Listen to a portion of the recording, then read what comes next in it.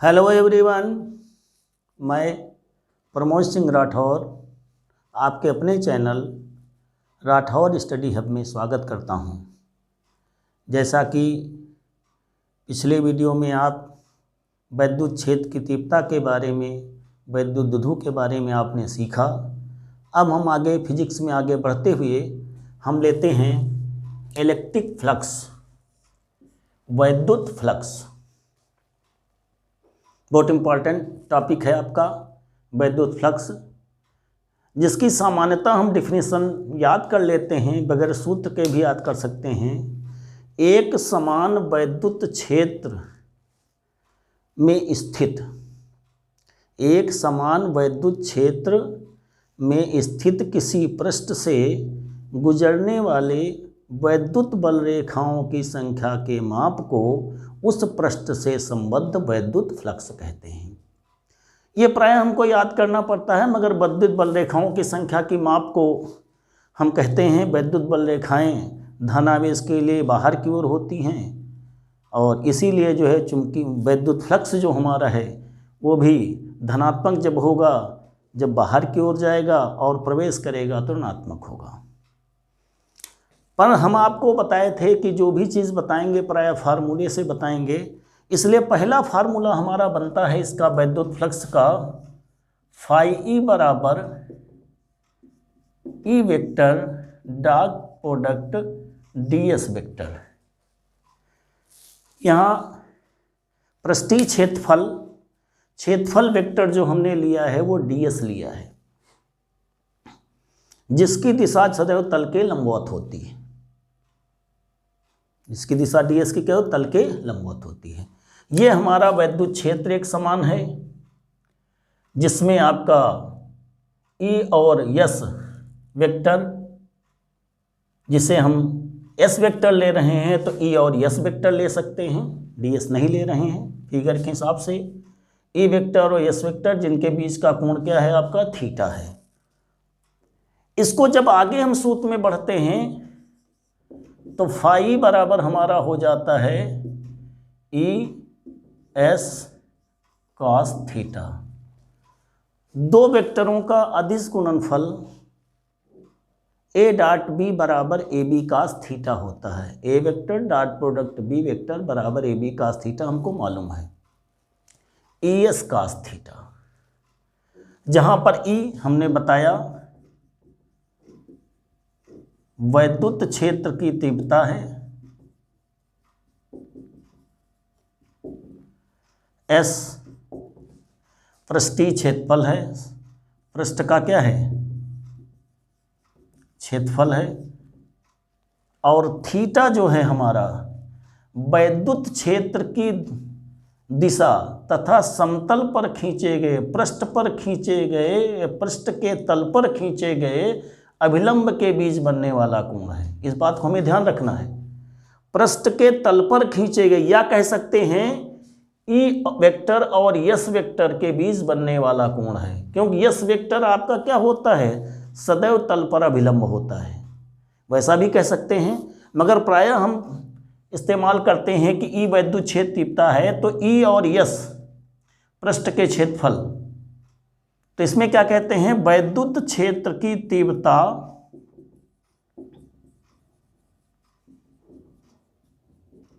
तथा वैद्युत क्षेत्र की तीव्रता की दिशा ले सकते हैं, दिशा अधिक अच्छा रहेगा, तथा तल पर खींचे गए अभिलंब, तल पर खींचे गए अभिलंब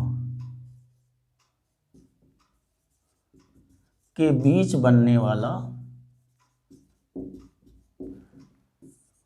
कोण है। हमने बताया वैद्युत क्षेत्र की तीव्रता की दिशा आपके दी है, और तल पर खींचे गए अभिलंब के बीच बनने वाला कोण है। तल पर अभिलंब है, अगर तल से कोण दिया है तो हम अभिलंब के लिए 90 से 90 में घटा देंगे। इस बात का ध्यान रखेंगे यहाँ पर भी, वैद्युत फ्लक्स में भी और चुंबकीय फ्लक्स में भी। जब चुंबकीय फ्लक्स हम आपको बताएंगे तो वैद्युत फ्लक्स भी रिवाइज करवा देंगे। दोनों की स्थितियां एक हैं, यहाँ पर वैद्युत क्षेत्र है, वहाँ पर चुंबकीय क्षेत्र होगा बस। तो ई एस कास थीटा के बारे में डिटेल हो गया। फाई बराबर ई वेक्टर यस वेक्टर भी कह सकते हैं, जहाँ पर ऐसा भी कह सकते हैं कि ई वेक्टर और यस वेक्टर के बीच बनने वाला कोण क्या है, थीटा है। क्योंकि यस वेक्टर ऑलरेडी जो है ये हमारा जो है पृष्ठीय क्षेत्रफल का वेक्टर है, मीन्स क्षेत्रफल सदिश जिसको बोलते हैं वो आपका एस वेक्टर है। क्षेत्रफल सदिश सदैव तल के अभिलंब होता है, इसलिए सीधे ये भी कह सकते हैं कि ई वेक्टर ई तथा पृष्ठीय क्षेत्रफल सदिश के बीच बनने वाला कोण भी कह सकते हैं, मगर सामान्यतः हम यही कहते हैं कि वैद्युत क्षेत्र तीव्रता है, यस पृष्ठ का क्षेत्रफल है। वैद्युत क्षेत्र की तीव्रता की दिशा तथा तल पर खींचे गए अवलंब के बीच बनने वाला कोण क्या हमारा थीटा। ये बहुत इंपॉर्टेंट चीज़ है। वहाँ पर चुंबकीय क्षेत्र होगा जब फाई बराबर बी ए कास थीटा हम सीखेंगे चुंबक में। अब इससे प्रश्न था कि हमने वो तो परिभाषा की कि एक समान वैद्युत क्षेत्र में स्थित किसी तल से गुजरने वाली बल रेखाओं की संख्या के माप को उस तल से संबद्ध वैद्युत फ्लक्स कहते हैं। वो तो याद करने की बात हुई, उसमें बल रेखाओं की संख्या संबंधित है आपकी। अगर हम बल रेखाओं की संख्या से नहीं, इससे सूत्र से परिभाषा देना चाहें तो हम कह सकते हैं कि वैद्युत फ्लक्स वैद्युत क्षेत्र तीव्रता के वेक्टर और यस पृष्ठीय क्षेत्रफल मतलब क्षेत्रफल सदिश के अदिश गुणनफल के बराबर होता है। तो कह सकते हैं कि एक समान वैद्युत क्षेत्र में स्थित किसी पृष्ठ का वैद्युत फ्लक्स एक समान वैद्युत क्षेत्र में स्थित किसी समतल पृष्ठ का वैद्युत फ्लक्स वैद्युत क्षेत्र की तीव्रता तथा पृष्ठ क्षेत्रफल मतलब क्षेत्रफल सदिश के अदिश गुणनफल के बराबर होता है, ऐसा हम कह सकते हैं। फिर हम बता रहे हैं एक समान वैद्युत क्षेत्र में स्थित किसी समतल पृष्ठ से गुजरने वाला वैद्युत फ्लक्स वैद्युत क्षेत्र की तीव्रता ई वेक्टर तथा पृष्ठीय क्षेत्रफल मतलब क्षेत्रफल सदिश यस वेक्टर के अदिश गुणनफल के बराबर होता है। ये भी डिफिनीशन आपकी फाइनल हो गई। इसमें और आगे बढ़ते हैं हम पहली बात तो हो गई हमारी डिफिनीशन। दूसरी बात आई इसका मात्रक फाई। ये हमारा क्या है, फाई हमारा है वैद्युत फ्लक्स, लिखा ही ऊपर है लगातार, इसको हम इसलिए नहीं बताए हैं। सूत्र जब लिखेंगे तो फाई भी बताएंगे। फाई हमारा वैद्युत फ्लक्स है, ई वैद्युत क्षेत्र की तीव्रता है, यस पृष्ठ का क्षेत्रफल है, थीटा वैद्युत क्षेत्र की तीव्रता दिशा तथा तल पर खींचे गए अवलंब के बीच बनने वाला कोण है। दूसरा प्रश्न आता है, ये तो सूत्र की बात हो गई, परिभाषा हो गई आपकी। तीसरा प्रश्न आता है इसका मात्रक। फाई ई का मात्रक जो बनता है आपका, जो प्रायः पूछा जाता है, इसके लिए हम निकाल लेंगे वैद्युत क्षेत्र की तीव्रता का मात्रक क्या होता है, न्यूटन प्रति कूलम। दूसरा मात्रक भी होता है, इसके आगे हम बता रहे हैं, वोल्ट मिलीमीटर भी होता है। पहले न्यूटन प्रति कूलम को लेते हैं और यस का मात्रक मीटर स्क्वायर। इसका मतलब आपका मात्रक क्या बना, न्यूटन मीटर स्क्वायर बटे कूलम। अगर अथवा करके लिखे दे रहे हैं, अगर इसका मात्रक हो जाए वोल्ट प्रति मीटर गुणित मीटर स्क्वायर तो ये बनेगा आपका वोल्ट मीटर। दो मात्रक आपके प्राप्त हो गए, न्यूटन मीटर स्क्वायर बटे कूलम या वोल्ट मीटर। क्योंकि हमने पढ़ा है पिछले लेक्चरों में कि वैद्युत क्षेत्र की तीव्रता का एक मात्रक होता है न्यूटन प्रति कूलम और एक होता है E बराबर माइनस dV बटे dr से वोल्ट प्रति मीटर। मात्रक हो गया आपका। राशि आपको क्लियर है कि आपकी कैसी राशि होगी, ये अदिश होगी। क्यों होगी मालूम है, दो वेक्टरों के डॉट प्रोडक्ट या अदिश गुणनफल से जो राशि प्राप्त होती है वो सदैव अदिश होती है, और दो वेक्टरों के सदिश गुणनफल से जो राशि प्राप्त होती है जो सदैव सदिश होती है। प्राय आप देखेंगे जब दो वेक्टरों का वेक्टर प्रोडक्ट करेंगे तो जो राशि नहीं मिलेगी वो सदैव सदिश मिलेगी। अगर दो वेक्टरों का हम अदिश गुणनफल करेंगे, डॉट प्रोडक्ट जिसको बोलते हैं, जिसे अदिश गुणनफल कहते हैं, वो आपका जो नई राशि मिलेगी आपकी वो आपकी यहाँ पे फाई मिल रही है, कैसी राशि है, स्केलर है, अदिश है। विमा, बहुत आसान बात आपके लिए है। न्यूटन की विमा MLT-2 मालूम है आपको। Newton means kilogram metre per second square, metre square. Coulomb की Q बराबर IT से लगातार हम यूज कर रहे हैं। इसमें अगर हम ऊपर ले जाते हैं फिर AT को और L स्क्वायर से गुणा करते हैं तो हमारी विमा बन जाती है इसकी ML3। T ऊपर जाएगा तो T-3 हो जाएगा, A ऊपर जाएगा तो A-1 हो जाएगा। इस तरह से आ गई विमा हमारी कितनी ML3 T-3 A-1। इतने ही प्रश्न आपके सामान्यता थ्योरी में वैद्युत फ्लक्स के पूछे जाते हैं। वैद्युत फ्लक्स किसे कहते हैं, हमने E वेक्टर और S वेक्टर के लिए, थीटा के लिए फिगर भी बना दिया है समझने के लिए। पहली चीज़ तो वैद्युत फ्लक्स किसे कहते हैं, वैद्युत फ्लक्स का सूत्र बताइए सामान्य अर्थों सहित, प्रतीकों के सामान्य अर्थों सहित। वैद्युत फ्लक्स का मात्रक क्या होता है, ये कैसी राशि है, इसकी विमा क्या होती है। वैद्युत फ्लक्स में फिर जब आगे बढ़ते हैं तो एक समाकलन संबंधी आपकी जो है परिभाषा, उससे भी हम दे सकते हैं। पृष्ठ समाकल से संबंधित है, व्यापक सूत्र इसको कह सकते हैं हम।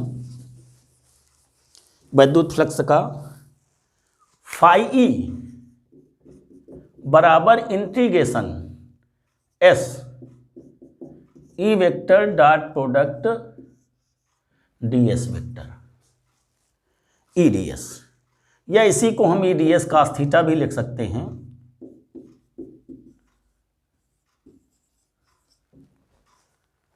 तो इसमें क्या बोल सकते हैं, एक समान वैद्युत क्षेत्र में स्थित किसी पृष्ठ से संबद्ध या किसी पृष्ठ से गुजरने वाला वैद्युत फ्लक्स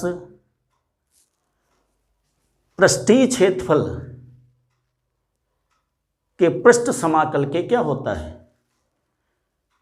बराबर होता है, पृष्ठ समाकल के बराबर। वैसे हम प्राय प्रयास करेंगे कि आप वही डिफिनीशन प्रयोग करिए जो हमने आपको बताई है, डॉट प्रोडक्ट वाली, अधिक अच्छा रहेगा।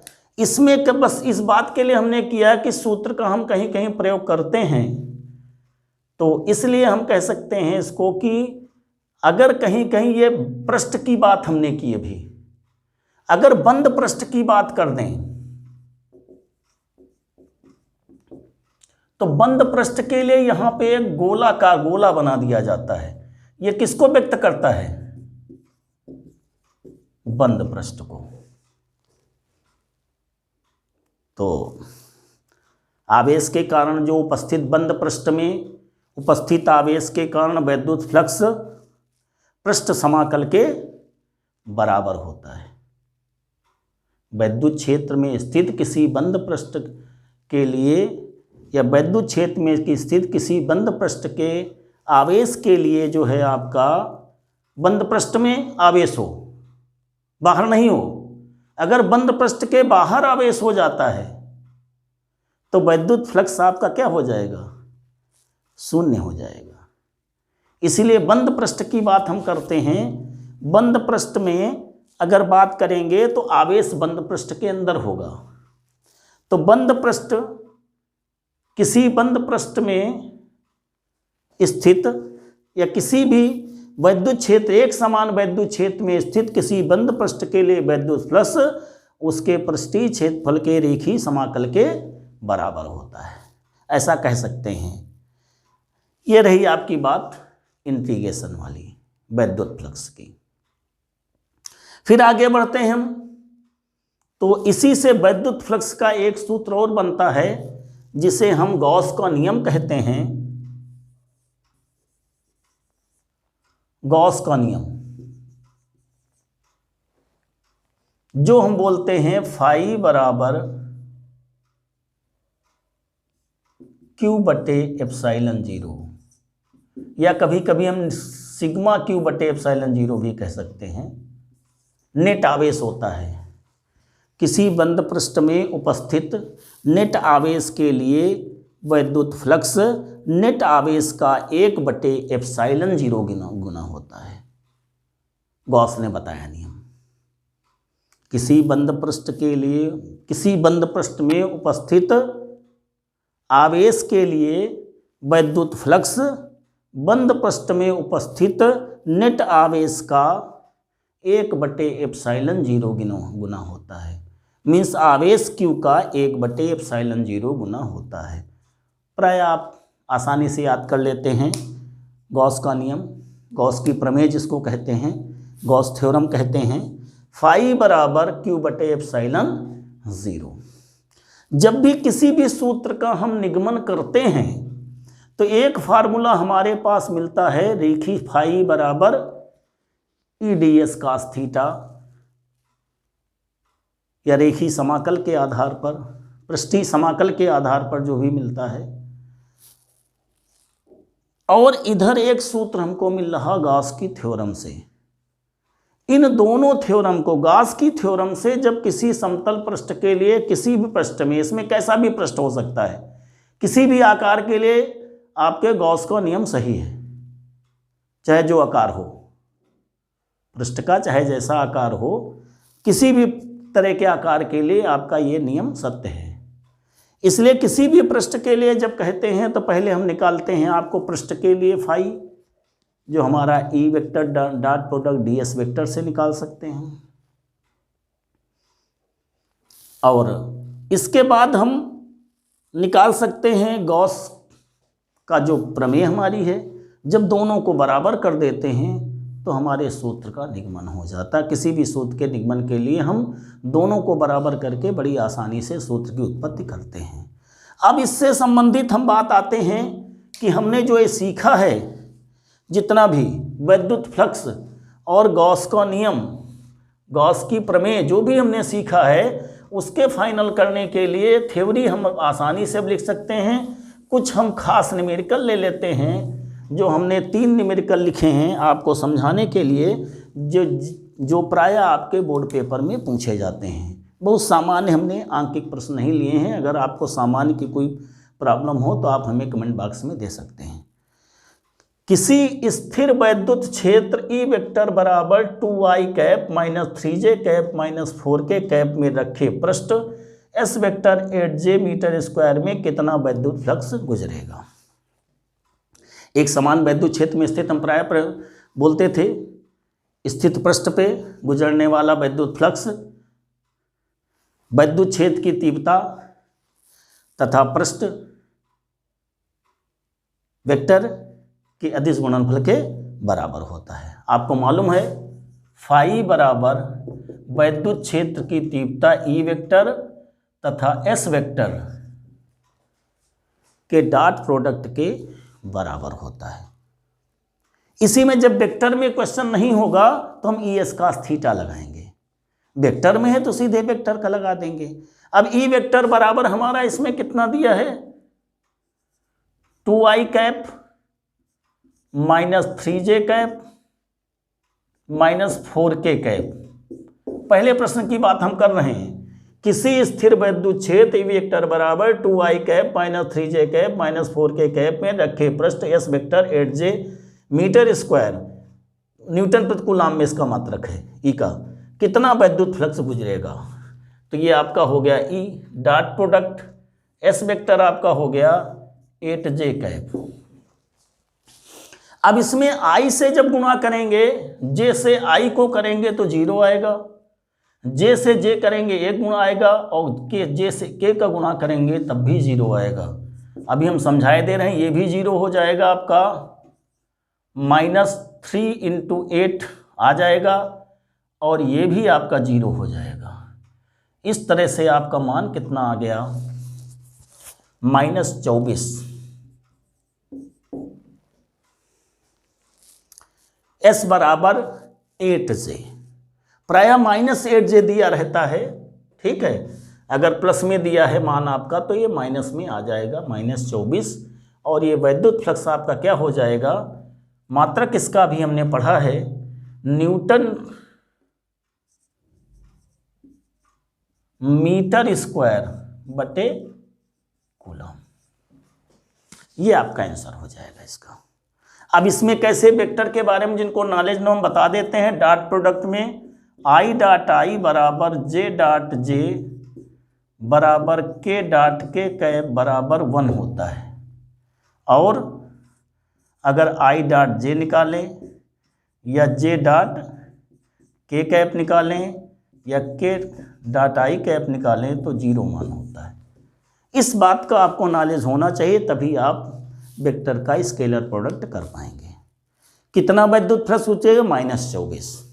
अगर इस जगह -8J होता तो माइनस माइनस प्लस आ जाता है, +24 न्यूटन। जो हमने प्रश्न लिया उसके हिसाब से आपको आंसर दिया। दूसरे प्रश्न में आते हैं। एक समान, ये पहला क्वेश्चन रहा हमारा। एक समान वैद्युत क्षेत्र ई वेक्टर बराबर 5 × 10³ आई कैप न्यूटन प्रति कूलम में रखे 10 सेंटीमीटर भुजा का वर्ग समतल पृष्ठ YZ तल के समांतर स्थित है।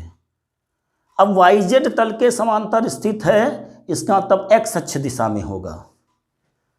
वर्ग किस में है आपका? YZ तल के समांतर है, इसलिए कहां पे होगा? x अक्ष में होगा। अब x अक्ष में अगर होगा तो निश्चित है कि a बराबर आपका जो होगा, जैसे कि निकलेगा कितना आपका a बराबर पहले निकालेंगे, या हम यहाँ पे जनरल यस प्रयोग कर रहे हैं। a प्रयोग करें, यस प्रयोग करें। कुछ बुक्स आपकी जो है a प्रयोग करती हैं, कुछ यस को ही a कहते हैं। पृष्ठीय क्षेत्रफल a, क्षेत्रफल सदिश a वेक्टर लिखें या s वेक्टर लिखें। तो हमने दोनों यहाँ पे लिख दिए, चाहे a आप लिखें चाहे s लिखें। पहले आप लिख रहे हैं, मगर हम s का प्रयोग करेंगे तो इसका हो जाएगा 10 × 10 बराबर 100 सेंटीमीटर स्क्वायर बराबर हो जाएगा 1 सेंटीमीटर स्क्वायर में 10⁻⁻4 वर्ग मीटर होते हैं, तो आ जाएगा 10⁻⁻2 मीटर स्क्वायर। अब इसमें अगर यस वेक्टर बनाएं तो चूंकि x अक्ष दिशा में है, x अक्ष दिशा में होगा, इसका मतलब x अक्ष दिशा में अगर है वर्ग, इसका यस वेक्टर बराबर हो जाएगा आपका 10⁻2 आई कैप मीटर स्क्वायर। दोनों वेक्टर बन गए। ई वेक्टर आपका दिया है 2i - 3j - 4k न्यूटन प्रति, नहीं, ये ई वेक्टर बराबर 5 × 10³ आई वेक्टर न्यूटन प्रति कूलम। ये क्वेश्चन हम कर चुके हैं, दूसरे की बात कर रहे हैं। ई वेक्टर बराबर 5 × 10³ आई कैप न्यूटन प्रति कूलम में, और क्षेत्रफल वेक्टर हमारा निकल आया। इस तरह से अब हम फाई बराबर लिख लेते हैं सूत्र में। सूत्र हमको मालूम, पहले भी लिख चुके हैं। ई vector dot product S vector, तो ई वेक्टर हमारा कितना दिया है? 5 × 10³ आई कैप, और गुणित डॉट प्रोडक्ट आपका हो जाएगा 10⁻⁻2 आई कैप। आई इसमें दोनों में है, इसलिए कोई प्रॉब्लम नहीं। आई डॉट आई बवन होते हैं, तो आ जाएगा आपका 5 × 10 बराबर कितना? 50 न्यूटन मीटर स्क्वायर बटे कूलम। आप इसको ऐसे लगा सकते हैं। अगर आपको इसको लगाना है वेक्टर खत्म करके, तो उस तरह भी कर सकते हो। ई वेक्टर का परिमाण आई कैप में एक ही मान दिया है, इसलिए ई बराबर 5 × 10³ ही हो जाएगा। ए बराबर आपका हो जाएगा 10⁻⁻2 ही। फिर वेक्टर बनाने की कोई ज़रूरत नहीं है मीटर स्क्वायर। और तब लगा देंगे फाई बराबर, क्या सूत्र हमारा लग जाएगा फिर? फाई बराबर ES cos थीटा, इसको लगा देंगे। ई का मान रख देंगे एस का cos थीटा, चूंकि x अक्ष दिशा में है, क्षेत्रफल किस में है? x दिशा में, इसलिए थीटा बराबर आपका कितना बनेगा? 0 डिग्री। कितना बनेगा आपका? 0 डिग्री। इसलिए आपका तब भी मान यही आ जाएगा। दोनों तरह से लगा सकते हैं। एक वेक्टर में था तो इसको भी वेक्टर बना लिया तरीका। दूसरा है कि ये बगैर वेक्टर के है, तो इस वेक्टर को हम परिमाण में कर लें। परिमाण में करना आप जानते हैं कि IJK में अगर दिया है तो उसके आई जे के गुणांकों के वर्गों का योग करके वर्गमूल ले लीजिए, माड निकल आएगा आपका। इसमें केवल आई है इसलिए एक ही कवर करेंगे, उसी का वर्गमूल लेंगे, बराबर आएगा। दूसरे प्रश्न की बात हो गई। तीसरा प्रश्न हम लेते हैं। घन संबंधी प्रश्न प्रायः पूछे जाते हैं, उनको हम देख लेते हैं अब।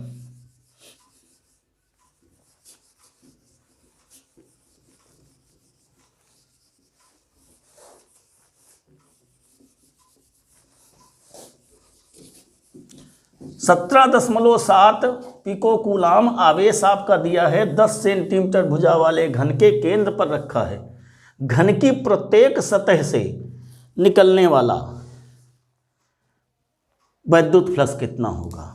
प्रत्येक सतह से पूछ रहा है, घन से केंद्र से निकलने वाला आपका कितना होगा, सतह से कितना होगा। क्यू आपका दिया है 17.7 पिको कूलाम। हमने बताया था कि कूलाम बड़ा मात्रक, इसलिए माइक्रो कूलाम प्रयोग करते हैं। पिको कूलाम, माइक्रो को पिको कहते हैं, मीन 10 की घात -12। 17.7 गुणित 10 की घात -12 कूलाम। अब इसमें चूंकि भुजा 10 सेंटीमीटर घन है, घन की भुजा आपने पढ़ा है गॉस की प्रमेय से कि फाई बराबर होता है आपका Q बटे एप्सिलॉन 0। कहीं भी क्षेत्रफल की कोई बात नहीं है, भुजा का कोई इसमें रिलेशनशिप सूत्र में नहीं होता है।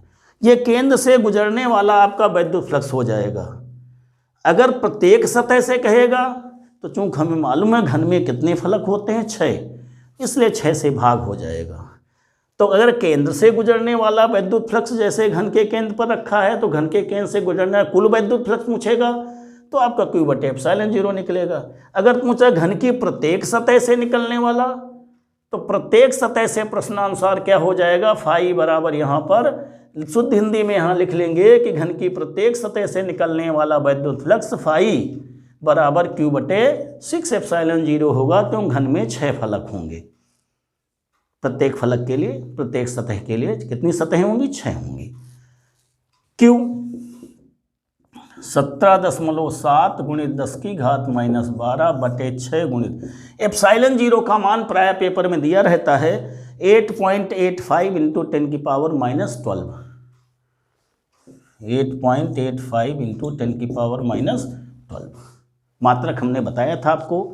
1/, जब कूलाम का नियम बताया था, F बराबर 1/4 पाई एप्सिलॉन 0 Q1 Q2 बटे R स्क्वायर, तो 1/4 पाई एप्सिलॉन 0 बना था न्यूटन मीटर स्क्वायर बटे कूलाम। इसका मात्रक होता कूलाम स्क्वायर बटे न्यूटन मीटर स्क्वायर। आगे चल के जब धारणा में पहुंचेंगे तो एप्सिलॉन 0 का मात्रक होता है फैराड प्रति मीटर।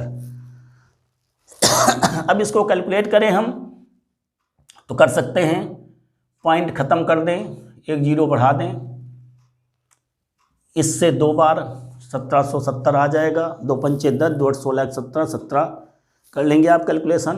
2 बटे 6 1 3 1 बटे 3 10 की घात -12 कट जाएंगे। 1 बटे 3 आपका आ गया। 1 बटे 3 को हम चाहे तो 1 बटे 3 लिखे रहें, या कि हम लिख सकते हैं 0.33। क्या मात्रक होगा इसका फाई का, न्यूटन मीटर स्क्वायर बटे कूलाम, या लिख सकते हैं हम वोल्ट मीटर। यहाँ पे कुछ भी लिख सकते हैं हम।